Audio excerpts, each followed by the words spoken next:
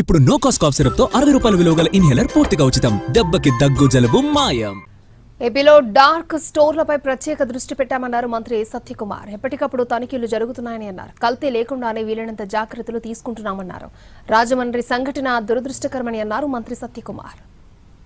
వీటిల్లో నిరంతరం ఐపీఎం ద్వారా ఇది జరుగుతుంటాయి, ఎన్ఫోర్స్మెంట్, తర్వాత సర్వేలెన్స్ జరుగుతుంటుంది, ఇన్స్పెక్షన్ జరుగుతుంటాయి అధ్యక్ష.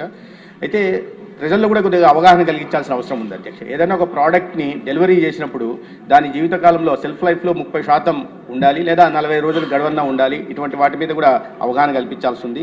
వీటికి FSSAI ద్వారా ఫుడ్ సేఫ్టీ కాంప్లైన్స్ సిస్టమ్ని దాంట్లో పోర్టల్లో వాళ్ళు నమోదు కావాలి. అదేవిధంగా ఫుడ్ సేఫ్టీ ట్రైనింగ్ సర్టిఫికేషన్ కూడా ఉంటాయి. కొన్ని నిబంధనలు ఉన్నాయి అధ్యక్ష.